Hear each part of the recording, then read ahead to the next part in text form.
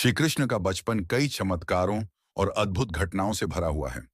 जब उनका जन्म मथुरा के कारागार में हुआ, तब उनके माता पिता देवकी और वसुदेव बहुत दुखी थे, क्योंकि कंस ने देवकी के सभी बच्चों को मार दिया था। लेकिन कृष्ण के जन्म के समय अद्भुत घटनाएं घटी।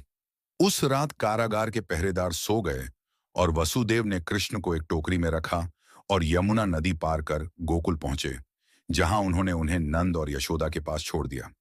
गोकुल में बाल कृष्ण अपने बाल सुलभ खेलों और चंचलताओं के लिए प्रसिद्ध थे। उनका चेहरा हमेशा हंसी से खिला रहता था और उनकी बाल लीलाएं पूरे गोकुल को आनंदित कर देती थीं। जब कृष्ण थोड़े बड़े हुए, तो उन्होंने अपने दोस्तों के साथ गोप बालकों के रूप में गाय चराने का काम शुरू किया। वे गांव के अन्य बच्चों के साथ खेलते, बांसुरी बजाते और तरह तरह की शरारतें करते। कृष्ण की सबसे प्रसिद्ध शरारतों में से एक थी माखन चोरी। यशोदा माँ और गोकुल की अन्य गोपियां अपने घरों में माखन बनाती और उसे ऊंचाई पर बांध कर रख देती, ताकि कृष्ण उसे चुरा न सकें। लेकिन कृष्ण और उनके दोस्तों ने इसका भी उपाय ढूंढ लिया। वे एक दूसरे के कंधों पर चढ़कर माखन के मटकों तक पहुंच जाते और बड़े प्रेम से माखन खाते। इस माखन चोरी की लीला से सभी गोपियां परेशान हो जाती, लेकिन कृष्ण की मोहक मुस्कान देखकर वे उन्हें माफ कर देती। एक बार कृष्ण ने मां यशोदा को भी चौंका दिया। जब यशोदा ने कृष्ण को माखन चोरी करते हुए पकड़ा, तो उन्होंने नाराज होकर कृष्ण को डांटा और मुंह खोलने को कहा।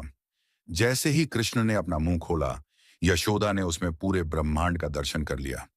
इस दृश्य को देखकर यशोदा मां हैरान रह गईं, लेकिन कृष्ण ने अपनी माया से उन्हें यह बात भुला दी। कृष्ण का बचपन केवल शरारतों तक ही सीमित नहीं था। उन्होंने अपनी चमत्कारी शक्तियों से कई असुरों का वध भी किया। एक बार कंस ने पूतना नाम की राक्षसी को कृष्ण को मारने के लिए भेजा। पूतना ने दूध पिलाने के बहाने कृष्ण को गोद में लिया, लेकिन कृष्ण ने उसकी बुरी शक्तियों को पहचान लिया और उसका वध कर दिया। इस तरह श्री कृष्ण का बचपन गोकुल में शरारतों, प्रेम और अद्भुत लीलाओं से भरा रहा, जिससे उन्होंने सभी के हृदयों में अपना स्थान बना लिया।